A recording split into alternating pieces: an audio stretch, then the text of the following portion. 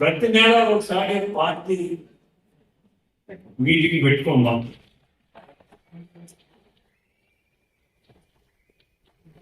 మీటింగ్లో మన సభ్యులకి, మన కార్యకర్తలకి ఏది ఇబ్బందులు ఉన్నాయి, ఏది సమస్యలు ఉన్నాయి, ఏది పనులు ఉన్నాయి, ఏ అవసరాలు ఉన్నాయి, అవి నోట్ చేసుకుని అవి పరిష్కరించే కార్యక్రమం జరుగుతాం. ఆధ్వర్యంలో, సూర్య గారి ఆధ్వర్యంలో, సూర్యబాబు గారి ఆధ్వర్యంలో మన నాయకులు మన ప్రెసిడెంట్ జనరల్ బీసీలు ఆధ్వర్యం ఈ కార్యక్రమం చేద్దామని చెప్పి ఇంకా చాలా చెప్పాలి. ఇంకోసారి ఇంగ్లీష్ మాట్లాడుకుందాం. నేను అసెంబ్లీకి వెళ్తున్నాం, కార్యం లేదు. ఈరోజు మీటింగ్ లేకపోతే అక్కడే ఉండేది. మళ్ళీ శనివారం ఒక అసెంబ్లీ ఉంది, వచ్చే నెల 7 తారీఖు వరకు అసెంబ్లీ ఉంది. అసెంబ్లీ చాలా బాగా జరుగుతుంది. కాకపోతే ప్రతిపక్షం లేకపోవడం కష్టం లేదు.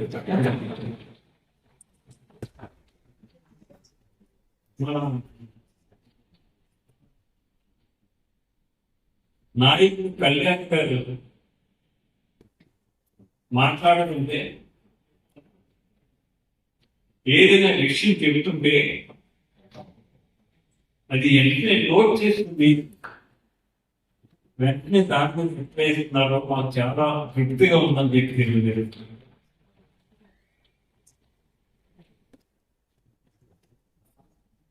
గత 5 సంవత్సరాల్లో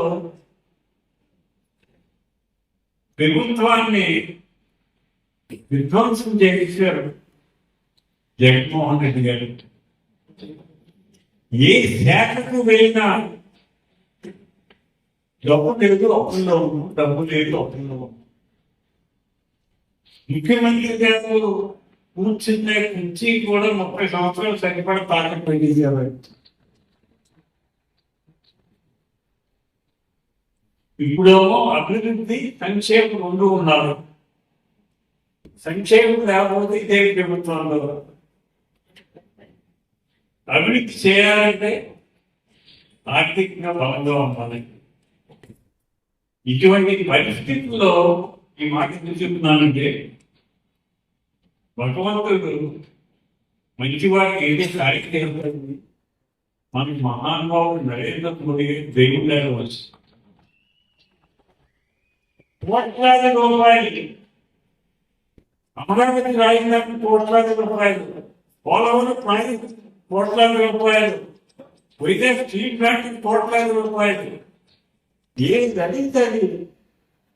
ఆయన ఇస్తున్నాడు. దానికి కారణం ఎవరంటే అంటే పవన్ కళ్యాణ్.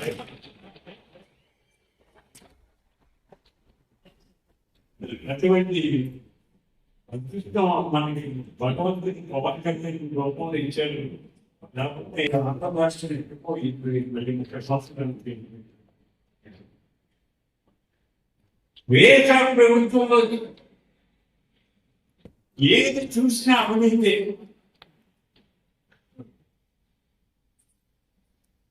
కాయగూరలు అమ్ముకున్న వాడి దగ్గర ఫోన్ పే చేస్తే కాయగూరలు వస్తున్నారు.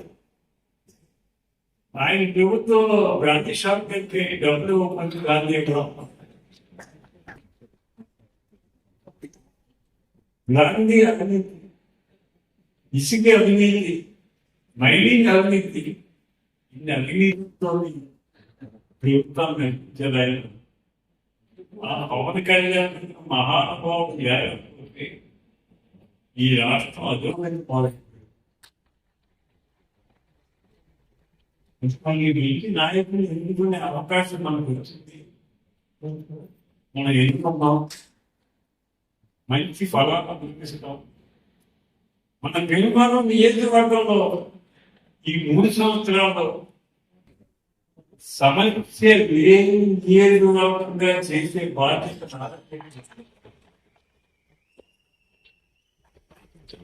నేను అభివృద్ధికి ప్రాధాన్యత ఇస్తాను. 2014-19లో 400 కోట్లు తీసుకొచ్చి అభివృద్ధి చేశాను. ప్రతి గ్రామానికి సిమెంట్ రోడ్ వేసిందంటే ఎవరైతే వాళ్ళు దాంట్లో భీమవరం నుంచి గవర్నమెంట్ డబల్ రోడ్ వేసిందంటే ఇవ్వాలి. భీమవరం నుంచి కాళీపట్నం డబల్ రోడ్ వేసిందంటే ఎవరైతే ఇవ్వాలి. భీమవరం నుంచి లక్ష్మీ మొత్తాల నుంచి డబల్ రోడ్ వేసిందంటే ఇవ్వాలి. భీమవరం నుంచి పేద మీదుగా అండ్లాంటి డబల్ రోడ్ వేసిందంటే అందుకోవాలి. ఏమి అభివృద్ధి పనులు చేశాం. ధైర్యంగా ఎందుకు పోటీ నిలబడ్డాం. ఇందాక చెప్పారు, పనిచేసే మనిషికి ఖచ్చితంగా పోటీ చేస్తారు. నా ఆలోచన కూడా ఒకటే, కక్షలు కారణ్యాలు పగలు ద్వేషాలు కాదు. ఎవరి మనసు నొప్పించడం, ఎవరిని ఇబ్బంది పెట్టడం, వచ్చిన మనిషిని పని చేసి పెట్టే ఆలోచన ఉంటాను. దీంట్లో విచిత్రం ఏంటంటే, నా దగ్గరికి వచ్చిన మనిషి తెలుగుదేశమా, జనసేన, బీజేపీ